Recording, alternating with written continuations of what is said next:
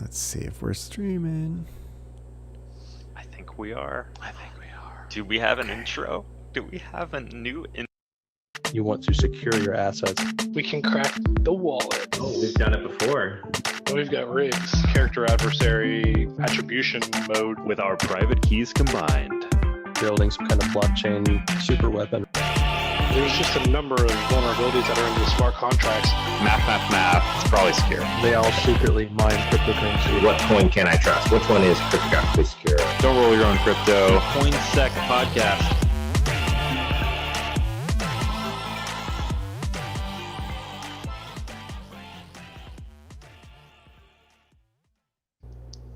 Welcome to the CoinSec Hey. Podcast. This All is right, how episode about that intro? 50. Got to celebrate the 50 somehow. Yeah, I right? know. Ryan put together a sweet intro video for us.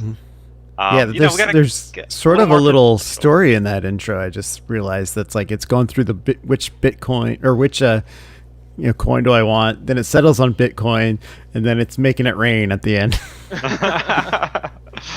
Nice, yeah, that's good. Yeah, I mean, we made it to 50, guys, and this is a good one to end the year on. We are at the end of 2021, hitting the 50th episode here, and yeah, it's gonna be a good one. I'm excited for it. We've got all kinds of good stuff to talk about this week. We got hacks. We've got Discord hacks, more of those, and some other NFT fun, and then Mike is here. What's up, Mike? Hey, Mike. What's up? I made it. I'm here. Yes. I put it on my calendar. I put it on my reminders. Made sure I was So- here at the house. We lost Corey and Ralph this week, and we picked up Mike, so that's like a net gain. Oh yeah. Corey, when you Don't see know this- about that. That's right, a good good to have trade, yeah.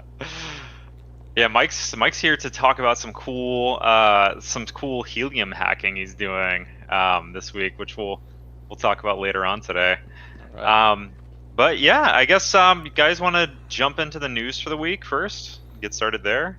Yeah, for sure. All right. So first up, first story for this week, we've got Polygon silently hard forks. So I saw this article and I thought like this is interesting on multiple levels. So there's a few things kind of unpack in this article. First off, this a few days ago, apparently Polygon, they forked to closed source code without warning anybody.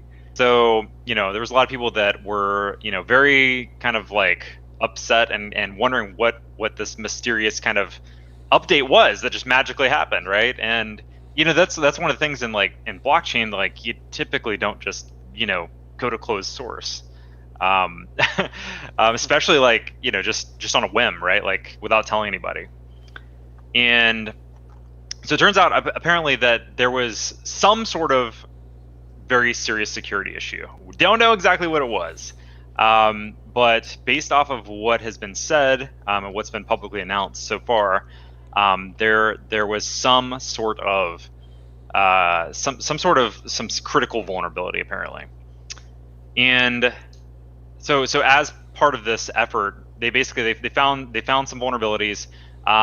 They immediately introduced a fix and coordinated an upgrade with validators and full node operators. So the thing that I thought was kind of interesting here is that in an initial read, it makes it kind of sound like they just upgraded the protocol themselves, right? But realistically, what happened is they actually coordinated this upgrade with the validators and node operators. So I guess they contacted node operators to have them go forward with the upgrade.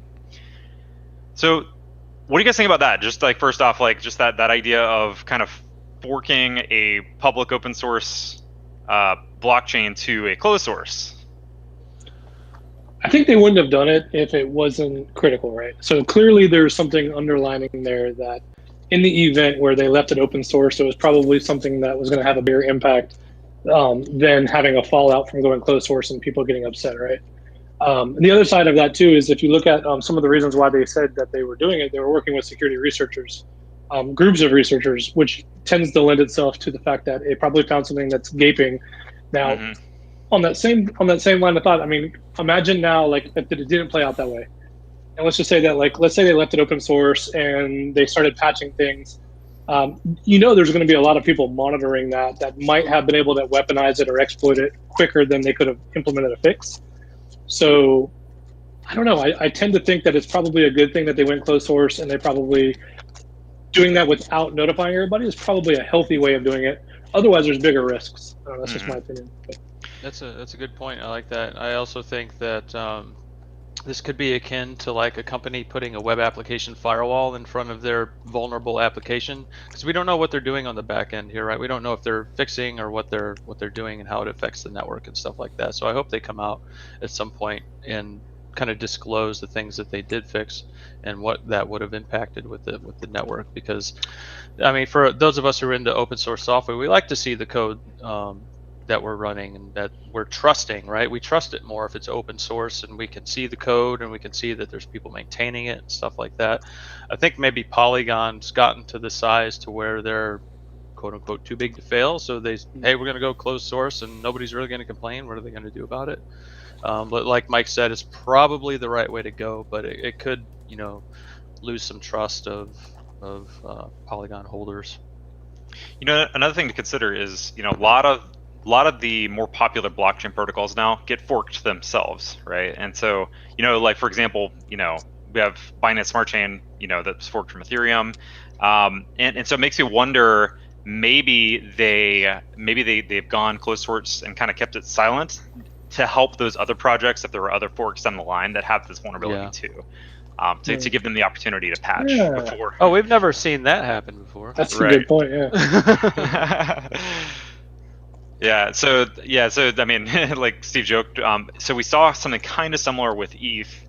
But so the thing with some of the critical vulnerabilities we've seen with specifically ETH, the full node software, was that there were forks of that software that had similar vulnerabilities that were patched in ETH, and they had to kind of coordinate down the line too to make sure that those other nodes got patched as well, those other node software. So it could be something similar to that, possibly. Hopefully we'll find out more details as they come to light. I think it was Log4j that was the problem. Sorry, too soon. Honestly, I mean, we talked about it last week. Yeah, Steve, go ahead. Yeah, I was just gonna say we talked about it last week and how it affected some projects out there, and we saw some projects patching to fix the Log4j vulnerability. Which, if you're just joining us this week, there's a vulnerability. Basically, you could send a string into something and then an input form or whatever, or RPC protocol, and then on the other side it would get basically executed or rendered on the remote side with some code. So big vulnerability, affected a lot of products, including cryptocurrency and blockchain projects. So the fact that it was around the same time might be interesting. I think could be onto something there, but who knows? I'm gonna go add a bunch of JMDI strings to all my wallets and all my transactions. Oh yeah, no, I was joking with Steve. Like, we should just create an ERC20 token and just name it like the JNDI string and just see what else breaks on the internet. Certainly have not done that. Oh man. All right, moving on. So next up, we've got a story about an NFT project that actually was super popular. So Adidas partnered with the Bored Apes. They partnered with Punk's Comic and G Money to come out with a collaborated NFT that I believe is going to have some sort of functionality to have like custom swag down the road. And one of the things that we wanted to talk about in the story is that somebody figured out a way to kind of get around their minting cap. So initially, this particular NFT, you're only supposed to be able to mint 2 of them. Like I think they had like either like 20,000 or 30,000 total NFTs in this project, which is actually kind of a lot for an NFT project. And you're only supposed to be able to do like 2 per address. And because of the 2 per address limit, that should have limited people to, not just harvest and, basically what they call like whale up all the NFTs and then go sell them and then, create this this stockpile of sorts. So anyways, somebody figured out that if you created a smart contract that created other smart contracts, you could create multiple addresses to mint more than your just initial 2 NFTs. So what somebody did is they created a contract that created 65 other contracts. So that would be like 65 addresses in Ethereum, and each one of them minted 2 NFTs and then sent it to the originating account. So the thing that's kind of crazy about this is to do that, they ended up paying $104,000 in gas fees alone just to process the transactions. All right. So I have a question, Bo. How did they do that so quickly? Was this hey, we dropped it, and then this happened 5 minutes later, or is this hey, it's coming, are you ready? And somebody. Yeah. So this particular contract was publicly made available prior to them actually opening minting. So this is something that somebody was able to go and they looked at the contract. They said, "Oh, I figured out a way to go and get around certain protections." They wrote a contract to do that, and they had the time to do it. See, a lot of projects, they don't actually post the contract until minting's happening, right? For this exact reason. Mm-hmm. So would you say auditing NFT contracts is just as important as auditing coin? Oh yeah, for sure. Right? I personally have found a few other vulnerabilities similar to this one in a few different NFT contracts, where it's honestly. So the thing is this is not a hack by any means. It's just an oversight and the way that they wrote the contract. The person who did this, technically they're living by the bounds of the contract. As long as you're coming from a different address, you can mint more than 2 NFTs. You can mint 2 for each one. Now, it's obviously a little gray area because that's not what you're supposed to do, right? You're not supposed to go and mint all the NFTs. But technically, code is law. Yeah. All right. So they're not stealing them, right? They're minting them and they're actually paying for each one of them, right? So it's not like they're stealing them, right? It's just basically exploiting the current code state in which that particular project made it. Now, so the thing is to somebody that is deploying a contract like this, does it really matter a whole lot? If one person mints 100 versus everybody being able to just mint 2, they're still getting paid, right? The biggest issue comes when it comes to the time for people to dump, right? The more that people have, the more weight they have to dump on, the floor price or whatever. So I almost wonder, is there incentive, right, for a project to do a better job, right, to not allow somebody to mint more than 2? You know what I'm saying? Yeah. And in the end, it makes people unhappy, right? It makes your user base unhappy whenever they see stuff like this, because there's probably people that missed out on minting because of that. Mm-hmm. But in the end of the day, they're still getting paid. I don't know what other ramifications there are other than that people are stockpiling them, which technically the second that they are done being minted, they could just go buy them on OpenSea, right? Mm-hmm. Now the price is probably going to be higher, right? Because that's typically what happens with a lot of popular NFT projects, and that's what happened with this one, right? So the initial minting price for the Adidas NFT was 0.2 ETH, right? And it's at 0.8 now. So what's that? 4 times, right? Yeah. And so for them, they paid $104,000 in gas fees on top of basically $252,000 in ETH just to pay for that initial cost of the items. And then so that's we're talking over 350 grand, right? Of just getting this certain amount of NFTs, right? Now, because that price did go up to 0.8, they've theoretically made a $600,000 profit, right? So they definitely did fine paying that much. Now, doing this kind of thing, there are risks though, right? Like, because if you decided to write a contract to go spend 100 grand in gas fees, and somebody else wrote something similar, and they spent 200 grand in gas fees, you might lose 100 grand in gas fees just trying to beat the system like this. So it's very I don't know. It's an interesting world. Yeah, or could have bought it all and it would have flopped, and then you're just out. Yeah, exactly. Now, this being a pretty popular project, this being one that's connected to other popular projects, probably a little higher likelihood that it's going to be okay. Like it's going to succeed. It's not like some just random, no-name project. So, anyways, so ways to prevent this from happening, right? Like how as an NFT project could you stop this from happening? Now, there's a couple ways. Like, so first off, in your own NFT contract, you can check to see if it's a contract that's calling and trying to mint. And if you see that a contract's on a mint, like that's probably not ideal. Like most people that you want to be purchasing your NFT are human, right? They're coming from an actual Ethereum account, right? As opposed to like a contract address. So that'd be one way to do it. The other way is to check to see if the transaction origin is coming from something other than the message sender. So if I'm if I'm purchasing an NFT from my wallet, like the direct mint transaction, that initial transaction is going to be coming from my address as the message sender.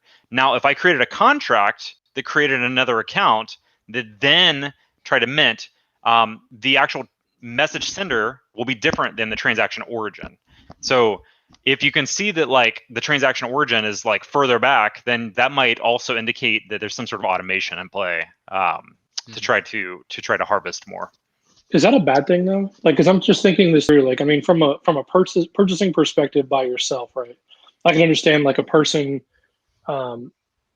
making the transaction, but what if they're going through like a store or some other sort of entity that's purchasing on behalf of them, right? You get what I'm saying? So that's a good point. Yeah. So actually, one of the bigger use cases there would be something like a DAO, right? Like a decentralized autonomous organization where you have a DAO that it usually is a contract that's doing the purchasing, and then you have entities that are part of that DAO that are also they provide the funds to back whatever's being purchased. But yeah, in that case, you would have a contract doing the purchasing for you, right? So you might be preventing some pretty sizable purchases from things like that. Could you deploy? You mentioned something about deploying the contract right before the drop, right?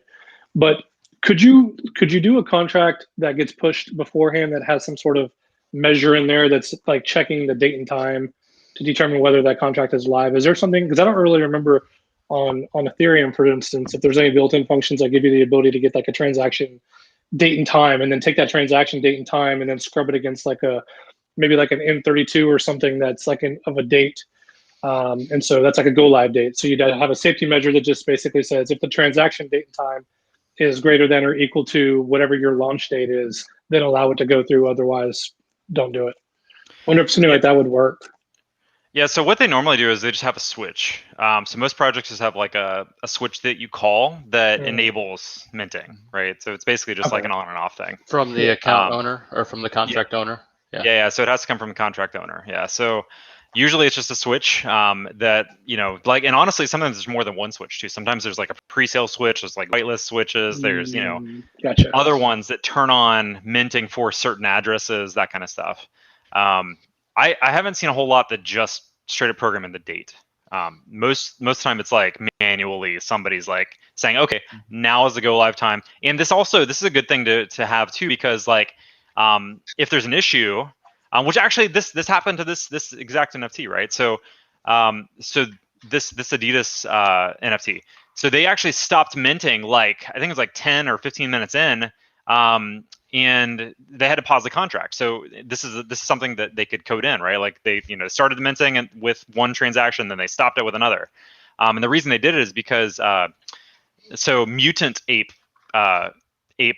members, so the derivative from Bored Apes, or the other collection that goes along with Bored Apes, they were supposed to have pre-sale mint spots, like whitelist basically, to mint on their from their accounts as well, but they weren't able to. So they saw that there's some issue going on where mutant apes weren't able to mint, and so they paused the contract.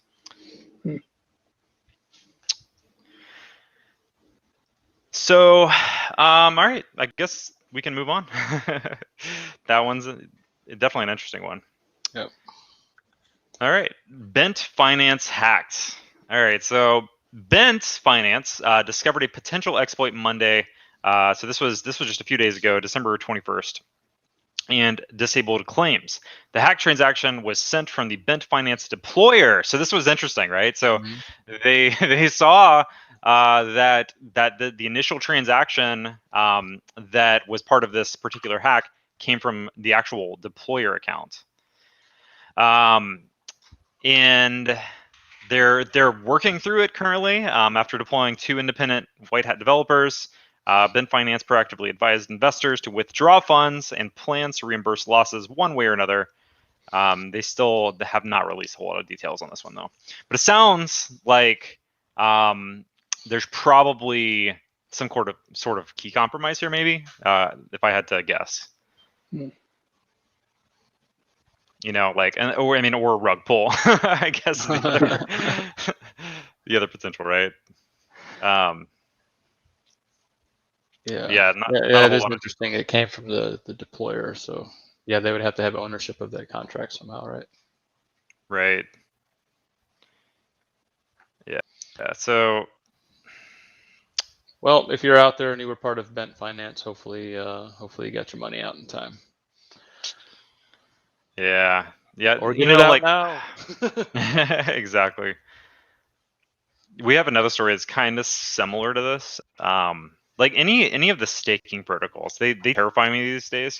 Like anything where you're staking, like in a liquidity pool, for example. Like it seems like we read about like little issues like this, each week where there's something like let's see, it's actually later on in the show notes. I'm gonna actually move the Grim Finance one up because let's go ahead and talk about that one. Let me go copy that one because we are on a pretty similar topic here to what happened to Grim as well. So let me copy that up to right below Bent. All right. Next one is Grim Finance that was hacked for 30 million.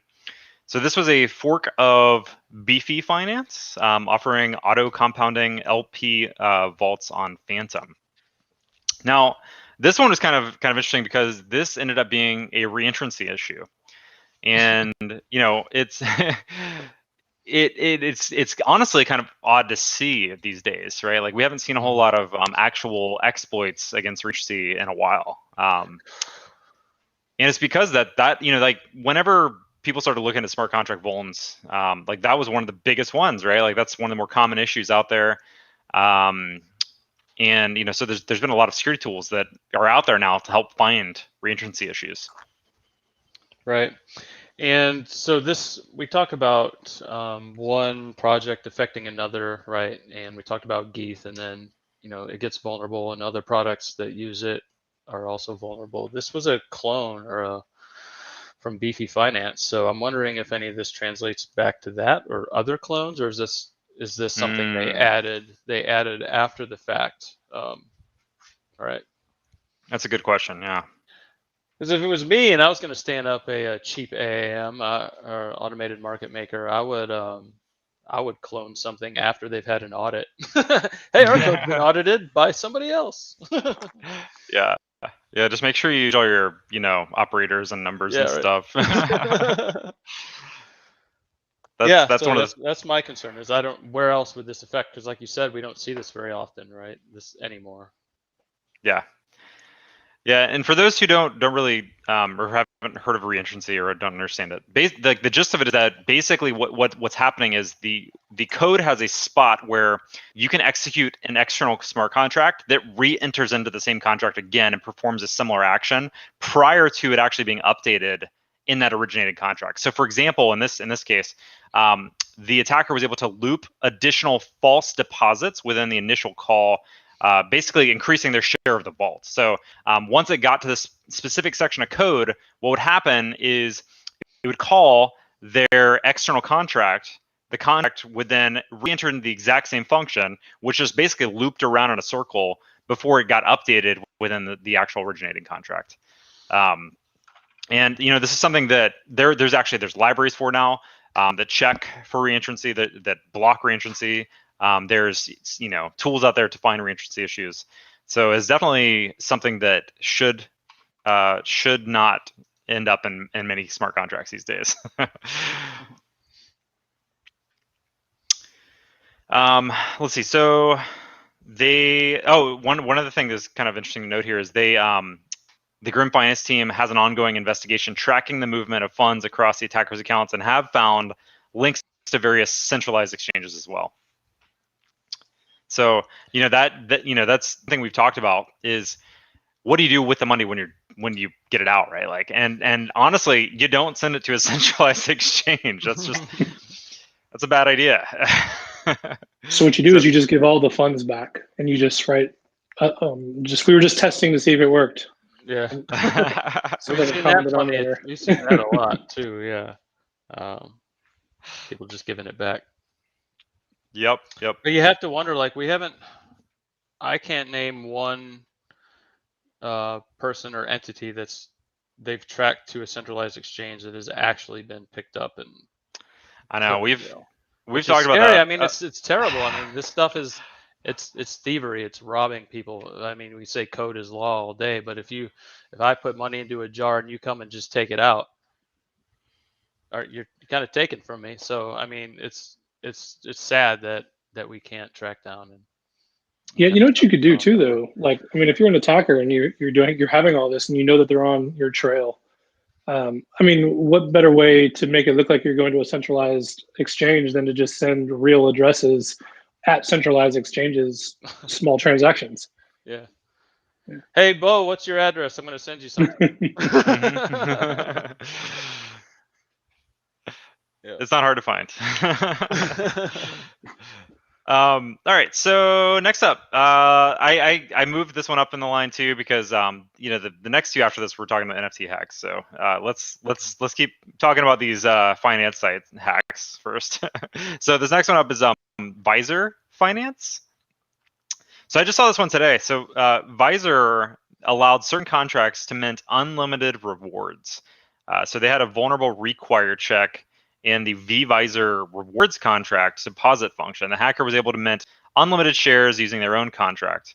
As long as the hacker passes their own contract as from, and the contract has an owner method of message out sender, then they can mint as many shares as they want to any address using the vvisor.mint function. So, this is another protocol. This one was 8.8 million. And another smart contract issue that why would the from address be user inputable? Is that normal? So that I think what they mean by that is like where the transaction's coming from. So whoever initiated the transaction. Right. But it should be coming from their own contract, or what? I guess what normally would happen is you would have a typical user account that wouldn't be a contract, right? Like so, I think that they weren't expecting people to leverage a contract for this, and I think that's where the pitfall came. But yeah, so I don't know, man. Like staking, like I honestly I'm staying away from staking for a while. It's seriously like I just saw, Sandbox. They just added sand on Polygon, and I'm like, I thought about doing like the sand staking there, and I'm just like, I don't know. It's like I don't feel comfortable. Here's a question from our chat. Bo, if you wanted to take that money and put it in a wallet that's untraceable, what would you do? All right, so there are sites that do mixing, and that is typically what a lot of the attackers do. they go through a mixing site. So when you talk about like untraceable, I mean, it's untraceable to an extent once it goes through some of the mixing services, and that's realistically what a lot of these hackers are doing. And honestly, a lot of them fund their accounts from mixers too initially. So meaning in order to execute the initial like transactions, you still need ETH, right? Like you still need ETH to perform those initial transactions, and so that doesn't look like it's coming from some centralized exchange. What they end up doing is funding their accounts from a mixer as well. Right. So Yeah, and as I was saying in the chat, anywhere you do that transfer or switch from one coin to another, send it to an exchange or whatever, when it's when it's changing, that's a detection point possibly, right? Either there's a contract that you've seen it on the blockchain, or maybe there's a server somewhere logging it if it's a centralized exchange or something like that. So anytime you transfer funds or like put funds into a wallet, if it's coming from an open blockchain, you're going to see it somewhere, right? Whether or not you can trace it and follow all the paths of the shuffling and everything like that is up to whoever's got the money to actually go down those rabbit holes, right? Because that's a lot of tracking. Mm-hmm. But yeah, anytime, unless you're mining directly to like a privacy wallet, it's all going to be somewhere. Even if it's a privacy coin, you're still within the privacy coin. So as soon as you trade or transfer out of that privacy coin, that's the detection point, right? Right. Yeah, and we've talked about this on a few episodes now. We just talked about it a little bit ago too. Like we've been talking about like blockchain hacks for a few years now, and we have yet to see like somebody actually get caught and taken to jail on these. And it's honestly it's really kind of upsetting and not cool. But I mean that is the world that we kind of live in here, and it's kind of, I mean, it's scary, right? Like it's a new playground that people are that are they're doing a lot of innovation, right? It's really, really interesting new technology that is coming to light, but with that comes potential issues. And like this is probably one of my favorite quotes from the Mastering Ethereum book is from Andreas Antonopoulos, where he basically is talking about how the world of smart contract developing, it's more akin to like aeroplane, like aeronautics, like as opposed to like your traditional like just code development. And I think in the traditional software development world, there's this phrase, what is it? Go fast and break things, or it's something along those lines, or work fast, fail fast, break things, right? Yeah. And that's not something you apply to smart contract development at all. It's like building an airplane, right? Like you have to make sure that literally every single piece is perfectly written, or things will break and you will lose millions and millions of dollars. And that's basically the world of smart contracts. All right, so moving on. All right, so we have talked about Discord hacks over the last 3 months. I think probably like 20 times now, and we've got a few of them in today's segment as well. So, all right, first up we've got Fractal Discord hack. So these next few hacks are all related to NFT projects. All right, so Fractal's announcement, Discord bot was compromised, publishing a fraudulent mint link. So Fractal is a startup, and it's from Twitch co-founder Justin Kahn, specializing in the buying and selling of NFTs, representing in-game assets. It was announced earlier in December and quickly amassed a following of more than 100,000 users through Discord. Users who have followed the link and connected their crypto wallets, expecting to receive an NFT, instead found that their holdings of Solana were emptied and transferred to the scammer's account, totaling $150,000. They say likely due to a Discord webhook hack, and this is something we've seen as kind of a trend, right, over the last few months. Is this concept of Discord web hooks getting hacked, and it's honestly it's kind of bizarre and annoying to me to see so many so many projects getting just completely wrecked because of their Discord site getting hacked. We do the same thing on pen tests, though. Like on a red team, and it's not Discord, but it's Slack, right? Pivot into the Slack environment, and then if they have webhooks enabled, you have persistence now. You have the ability to just grab the URL with the token, and then if you lose your access, you still have access to Slack, and you can send your phishing messages or whatever you want, kind of doing through that. So I'm not surprised that it's hitting Discord. I am a little curious on how the Discord bot was actually hacked. Do they talk about that at all? Yeah, so that's what I find to be mystery, right? So they say like a webhook got hacked. Now, in previous cases, it's been like that webhook got shared somehow, like whether it be through a screen share, like maybe they were doing like some kind of Twitch stream or something, and then like they shared the link. That was something that happened previously. Now, when there's like 20 Discords that get hacked, all via the same means, it makes me think there's something else, right? It's got to be more than them just displaying it on a stream. Like could be phishing. Like the admins could have got phished potentially. Like I honestly, like I think it's something that we should probably try to figure out, right? Like, and maybe like I think Mike, we were talking about a little earlier, like a Discord kind of protection service, right? Like that'd be kind of neat. Like almost like a watch guard bot. Yeah. I think you coined it like a break glass account or something, right? So that way, if you're locked out, all the admins are locked out. You have that go-to. Obviously, if it's still a cat and mouse game, I guess if they hacked the Discord, if they still had access to it from an administrative perspective, they could probably deauthorize your break glass account. But I mean, if it happens real time, push the trigger, and then bam, you're back in and they're out or whatever. But with all the Discord hacks, they're going to need to be some sort of intermediary service to kind of protect against this. Yeah, so we've watched this happen a few times. Like I've been in a few of these like NFT days when this stuff is actually happening, and I've watched it. I've seen exactly how it goes down, and it's honestly it's kind of terrifying because all right. So here's the thing: you have hundreds of thousands of people that they're all like anxious to mint an NFT, right? Like they're like, oh, this new project is coming out, and if I'm not on time or if I don't show up to the mint date, they're gonna sell out. And I'm going to be, stuck just buying it off OpenSea and, paying 4 times the price.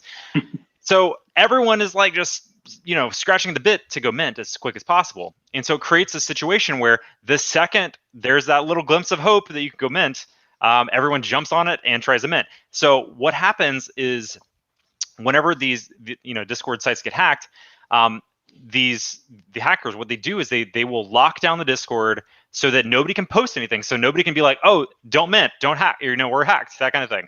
A lot of times they'll actually lock down all the channels so nobody can post in it. They lock the admins out so that nobody can actually, do like any sort of administrative function to remove them. And then they drop a fake link and say, hey, minting has started now, go mint here.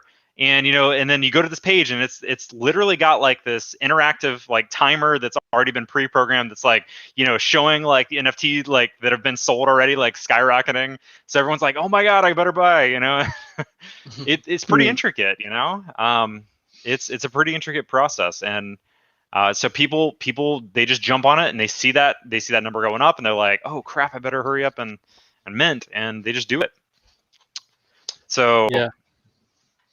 I don't know why Discord doesn't have like an IP allow list or block list so that only like, let's say you got your Discord bot running on a server in AWS, only that server can do the webhook, right? That way, if your key gets compromised and somebody's over, I don't know, in another country or something and trying to execute your webhook, it's going to get blocked. From what I'm looking at with Discord and one of our channels is I don't see that option, but maybe that's something that they have like an integration for. That's a good idea. So this one ended up with around $150,000 being stolen. The next story we have a lot more than that. So Monkey Kingdom NFT Discord hack for $1.3 million. Now, keep in mind, like this money is coming from people who want to buy the NFT, right? Like this isn't coming from the project. It's coming from people who got scammed. $1.3 million, like just gone because a scammer dropped a link in Discord. So this one was similar, right? So a hacker stole an administrator account of the project's group chat on Discord. Buyers lost more than 7,000 Solana. So they basically got 1.3 million in Solana. This was so Monkey Kingdom. It comprises 2,222 digital portraits of mythical hero Monkey King, dressed in different styles. Has quickly become one of the most talked about NFT projects in Asia because it does have some celebrity endorsements like Steve Aoki. In addressing the hack, the project made a post on Twitter on Tuesday saying at 10 p.m. When our presale began, an announcement channel on Discord was hijacked by a bot named Monkey Kingdom. Super creative. While our website was experiencing traffic, a Discord webhook got compromised and posted a phishing link to the announcements channel.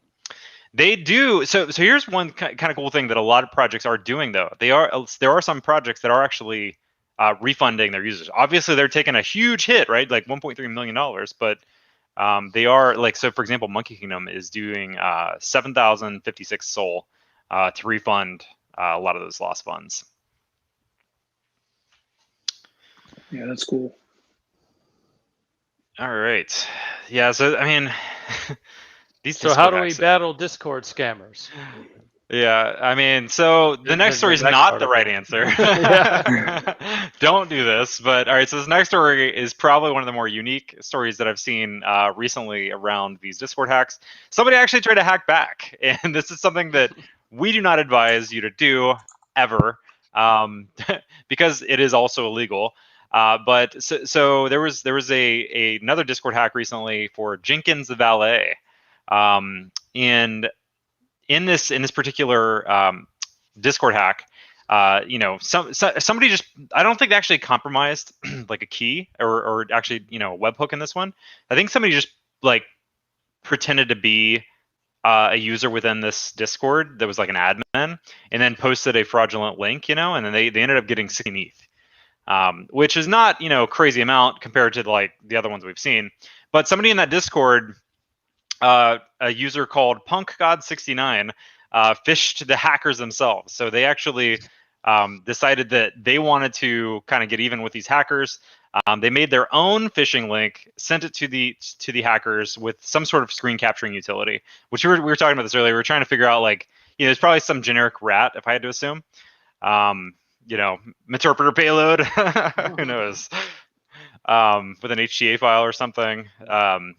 And he was able to actually get the hacker's screen name and online activity. So I guess he could see that the hacker had like Spotify open and could see his like Twitter handle and stuff. So what do you guys think about this? The hacking back against the Discord hackers here. I'm curious about the pretext this person used to hack back, right? So if you fish them and what do you say? Like, oh, I can't get access. Here's some kind of, because they have to execute code. They have to run a program or something to get screen capturing to work, right? Mm-hmm. So they had to download and run something. That got by antivirus or whatever the person had. So interesting that they went through the trouble to do this for that. I'm just curious what tools they used and kind of what the pretext was to get the scammer to actually open it. Mm-hmm.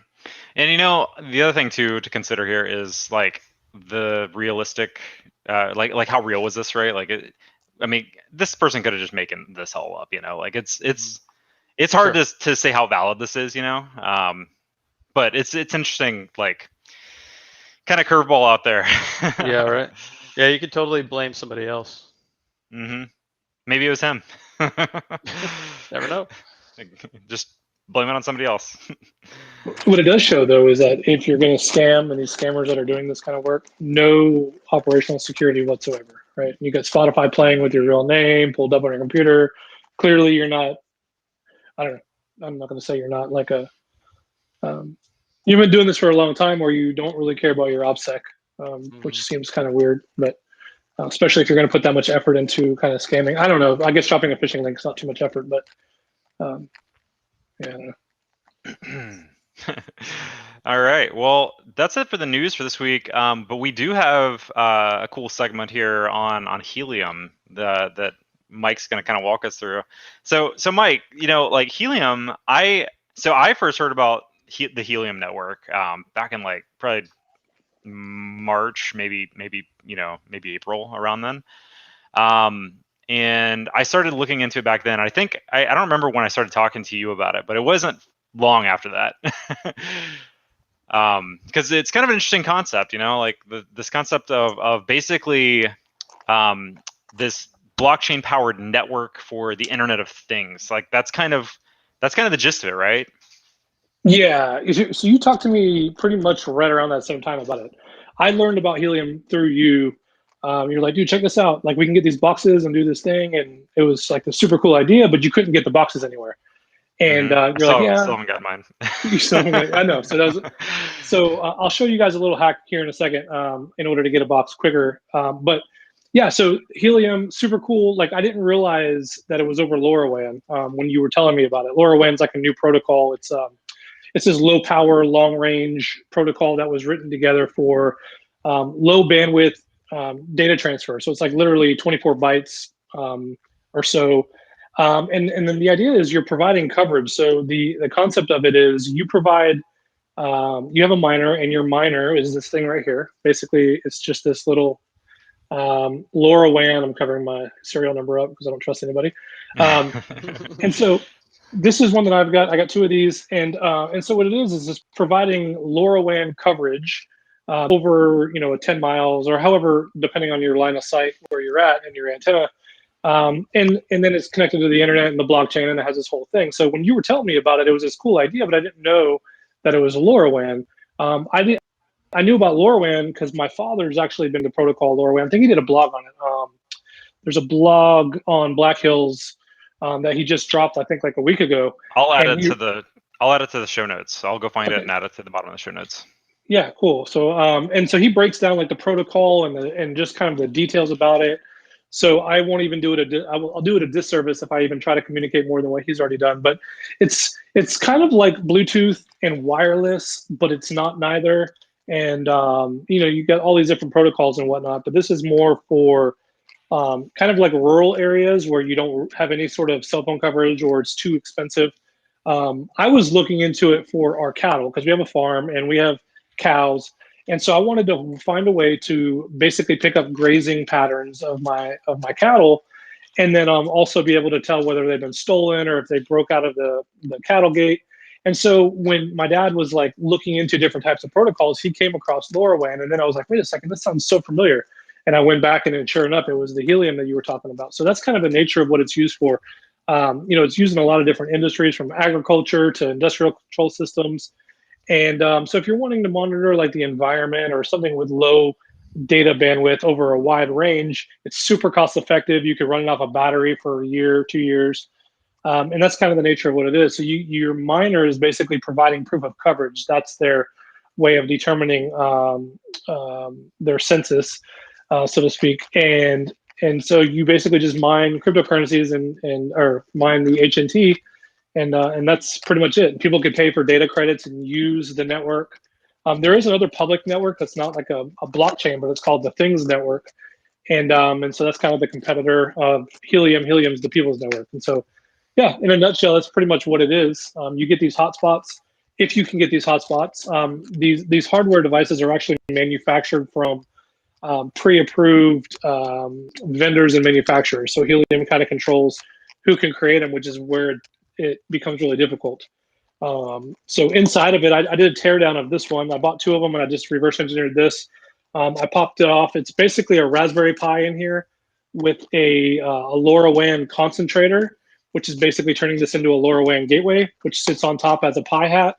It has all of the USB's blocks, but I popped those out. I pulled the SD card out. I imaged it. It was kind of interesting. Last night, I used this LAN tap. If you're familiar with the Throwing Star LAN tap, you basically connect your home network into here. This one goes into a device, and then you could tap the outgoing traffic or the incoming traffic. And so I basically set it up on a monitor mode and just dumped a bunch of PCAPs for a couple hours just to kind of monitor the traffic to and from. And I've dug into some of the source code and whatnot, and it's a pretty good project. It seems pretty stable so far. Really, really good coverage, kind of across the world, really. So that's pretty much LoRaWAN in a nutshell. I remember when I first saw it, like they had just came out with like the developer version of the miners, and so previously you could build your own, and I think you still can, but you can't actually officially attach it to the current like production network, correct? Yep. Yeah, you used to be able to. So I'm not 100% sure on why they switched away from that. But if you did have one, I think it would, if it was attached to the network already, you kind of got grandfathered in, so you were able to still use it. But yeah, they moved away from that, and so what ends up happening is, like, this is from getminted.com, mntd.com, and the LoRaWAN concentrator is made by Rack Wireless. And so you could buy your own Rack Wireless concentrator in a Raspberry Pi and put it together for, I don't know, $200. The problem, and you can even grab the blockchain information. There's a lot of like the wallets and everything's written in Erlang, which is a crazy language. And you could build it all. You could build it from source and do all of that. You just can't really attach it to the network unless you are going through the manufacturer that has like the private key signing, and there's a whole approval process or whatnot. Yeah, now they have a list, right? I think there's probably 10 or more, like approved vendors. Like the one I ordered one from Rackminer, like back in, I think it was May, and I'm pretty sure I'm not getting it until like the next May. Yeah. So with Get Minted, like, so you had a different like experience, right? Like you got yours quick.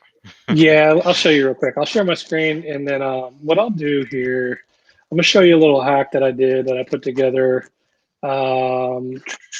Hopefully it's this one. Yes. All right, good deal. And is my screen live? Cool. All right, sweet. So this is getminted.com. You could come down here and sign up for the newsletter, and they will actually notify you the day before and the day of when they do their drops. And they'll drop like, I don't know, 5,000 at a time. And so I signed up for this newsletter. I completely forgot about it. Short while later, I got an email. And so I came to the website, and I'm like, okay, great. I can't buy it. There's a gold one and a black one. And the gold one just has like 8 gig. It's a Raspberry Pi, so it's like the bigger Raspberry Pi versus the black one, which I was like, for $100 difference, I don't really care. And so I started just kind of going through it, and I'm like, something looks familiar to me, because I run a Shopify store. And so the first thing that I did was I just kind of opened developer tools, right? So F12, kind of come down here, and I was just kind of searching through here, and I did see that it was running Shopify. And so knowing Shopify, so on my store, I could add my products to the Shopify store and set the quantity to 0. And so, and then also every user that's on the website has a session established. And so, and you can track your live visitors, the whole 9 yards. And so I was thinking, okay, well, wait a second. I wonder if I could do something here. So here's what I did, and here's what works, at least worked for me. It was working for the last week's drop that they canceled quickly. So the first step here is come open Inspector. This is F12 on Firefox and Chrome. And you can search the HTML. So in the HTML, search for buy now. And when you hit enter, there should be 4 of them. Okay, so the first one is buy now. And by the looks of it, this is the gold spot miner. And if you noticed in here, it's going to be a little bit tricky to read here, but there's a disabled flag. And so I'm going to skip that one because I like the black one. So you search again. Here's the other gold one. And then here's the black one. So black spot miner, disabled. So what I do here is I come over here and I remove this disabled. And then I go up here and I notice that this div class, which is basically the container HTML element that button is a part of. When you click on the product container and you look at the CSS, you see display none here. And so when you disable that, so it removes it, you see a buy now button. Now, I'm going to go back in here and do that to the other one as well. So the buy now here, this one right here is here. Display now should pop up one at the bottom of the screen or bottom of the browser. And I think I have one more here. I'm just going to do them all. So this is for the gold one. And then you have the containers. So when you do this, you get this button here. There's some other stuff in the background. And you're basically enabling these. Now it still says sold out, but what I noticed was this buy now button actually lit up. Now, in the case of right now, it says that everyone should have the chance to get their hotspot. That's why there's a limit of 2 units per address. Right now, I happen to know that they don't have the inventory in the back end. So this isn't going to work right now. You'll have to do this the day of the drop when there's a countdown timer that gets on there for the drop. But if you come here now and you click buy now, you can click it twice. And then what happens up here is during the drop, the inventory is there, but the quantity of the inventory is set to 0. But because you have an established session, if you click buy now twice, it'll add 2 to your cart here. And it'll pop up red right next to this United States. When you click the cart, it'll bring you to the checkout page, and it'll say that this item is not available right now, that it's sold out. Well, the cool thing with that is when the drop ends, they actually update the quantity back to however many they have. Because you have an active session, and the way that Shopify handles it is you have 2 in the cart, even though that the quantity is not available. All you have to do is just refresh your screen on that checkout page, and you can just check out. The cool thing with this is everybody else, they don't have that. So everybody is fighting to click this buy now. And that's where the bottleneck comes from. Because then what ends up happening is when everybody's clicking buy now at the same time, they start throttling back all of those web requests, and they put you into a queue. And if you're not in the queue at the front of the line, then you're not going to get it, because by the time your buy now throttling is disabled or available to you, they're already sold out. But because you did it the way that I just showed you, you'll have 2 in the cart. You won't have to go through this screen.